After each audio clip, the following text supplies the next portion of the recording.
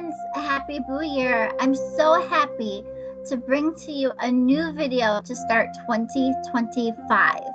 Before I get started, I need to give a disclaimer. Due to graphic topics of mass murder and some gore. So if this video is sensitive to you, go ahead and click out and I will see you in the next video. For those of you who are still with me, get your haunted tour passes ready. I am taking you guys to Beijing, China. And what a great way to start the new year, right? Especially with the Lunar New Year right around the corner. Now, you remember how I start these videos. I give some historical backstory. So, let's get started. For 600 years, the Forbidden City was home to imperial families. The Forbidden City housed the Ming Dynasty as well as the Qing Dynasty, but years apart, not at the same time. But here's some interesting facts I researched. This whole place is so amazing to me. The construction of this palace, which I think is way bigger than any palace, started in 1406 and lasted 14 years.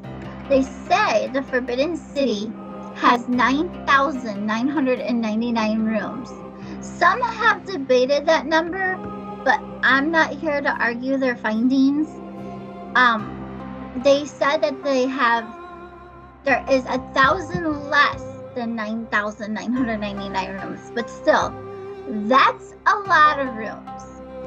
They've had over 1 million workers working on the Forbidden City, and they used a very special wood that was only found in southwest China.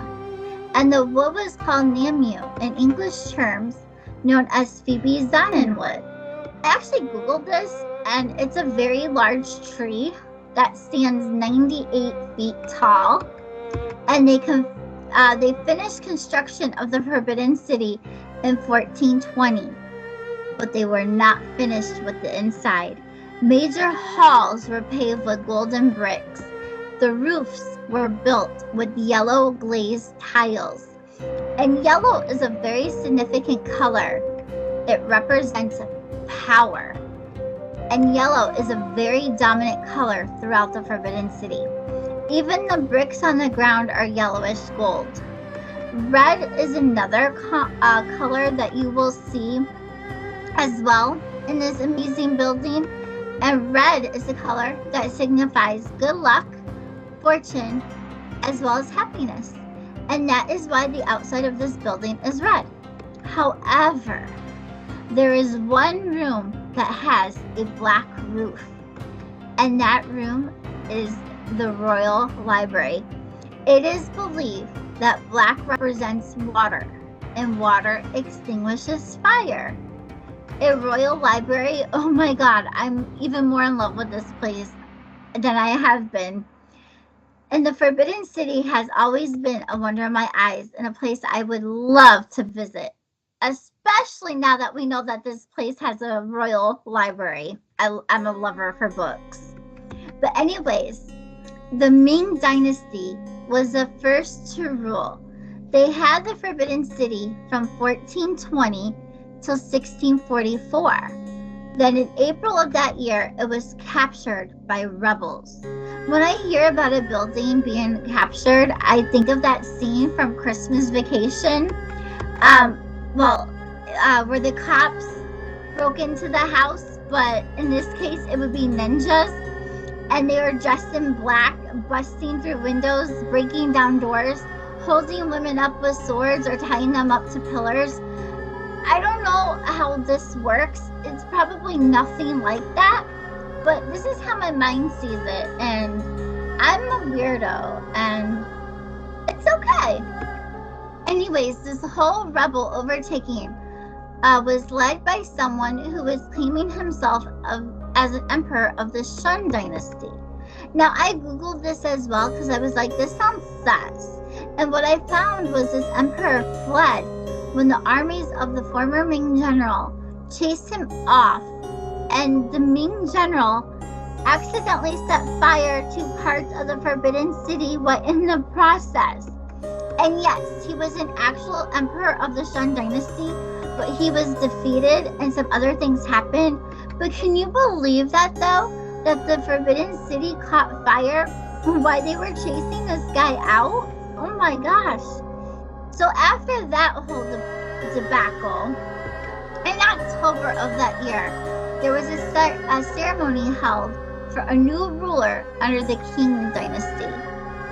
Now, the Qing dynasty wanted harmony rather than supremacy, so they got the Forbidden City.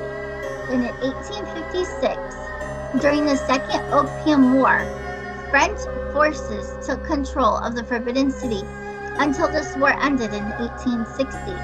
I really need to touch up on my history because this Opium War sounds really interesting.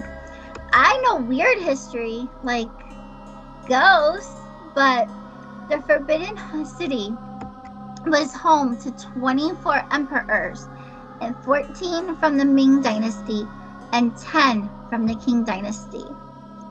In 1987, the Forbidden City was declared a World Heritage Site. Then, in the 21st century, the Forbidden City had a 16-year restoration period. Then, in 2020, 76% of this palace would be open to the public as a museum. And I'm not sure if the ghosts are happy with this arrangement. Because now you, my ghoul friends, we're getting to the hauntings. In 1641, which I believe is under the Ming dynasty, the last of the Ming dynasty, one of the most feared emperors did the unthinkable. He ordered his soldiers to massacre 3,000 of his harem. Girls and women were ripped apart by the soldiers' swords and left dying on the golden floor. Eunuchs and servants were also ripped apart in the chaos. Pools of blood puddled around bodies. Some of the victims were decapitated, others were hacked to bits. Only 15 of the emperor's wives survived, for they were his favorite. And all of this information was found out from one of the wives' diaries. Her name was Lady Q. She wrote about this tragic night. And Lady Q was younger than the emperor. And he also lied to Lady Q. He wrote a contract for her saying when he died, she had her freedom to live her life beyond the Forbidden City gates. Since she lived through the massacre, her life would be spared yet again. Wrong. The contract the emperor had her sign, when he died, she would die too. And this contract just wasn't just for Lady Q. It was for his other favorite wives as well. They all signed it thinking that they get their freedom. They got their freedom, but in another way. Each woman was hung from white silk in the Forbidden City Hall when the emperor died. Lady Q was only 30 years old. At nightfall, when the Forbidden City goes quiet, a lady in white with beautiful long black hair is seen running across the halls of the city weeping, even screaming of a woman who doesn't want to die. A woman betrayed, running to what she hopes could be freedom. If you died against your will and was lied to, wouldn't you haunt that very place as well? There's also rumors that phantom swords can be heard clashing together. Even phantom bodies have been seen in bloody piles. You look away, and then you look back to where you thought you saw the bodies. Nothing will be there. Even pools of blood have fooled the eyes like a great mirage. All of this has been seen in the Great Hall. White silk has been seen floating throughout the areas of this Forbidden City. Many visitors have said there is sadness that can be felt throughout the whole palace. You can't escape that feeling, no matter what room you're in. And here's an interesting fact that I want you to know, that I want to share with you, ghouls. The reason that this massacre has happened, the emperor had 900 wives and over 3,000 eunuchs. Well, one of his wives was falling in love with one of the many eunuchs, and the emperor found out and he snapped. He was already considered ruthless, and that is why this horrific night had happened. I still really want to visit the Forbidden City and see for myself, especially now with all the ghost stories. Also, I love to read Lady Q's diary. A fun fact for you ghouls. A lot of the museum artifacts are there in the Forbidden City in Beijing, as well as in the Taiwan Museum, including Lady Q's diary. Now, I'm not sure why the artifacts are split, but I have two theories. One could be it could be due to the wars that they wanted their things safe, or they had too many items and they had to be put into two locations. I'm not sure. I didn't research this, but now I will have to and add it to my comments.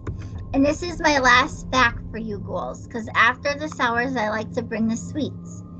The Forbidden City was laid out to bring feng shui, which is supposed to bring harmony.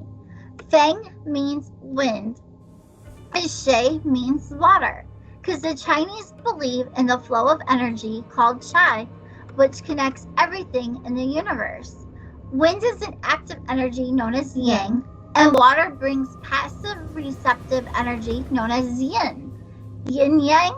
A lot of Chinese places use feng shui in their homes, as well as their places of work, even in building designs to bring success, prosperity into their lives. So there you have it, my ghoul friends, the first haunted history, aka Tales by me, your host, Manda K of 2025. And what a story for the new year. I hope all you spooky ghouls have a wonderful new year. Happy hauntings, have a frightful and beautiful night.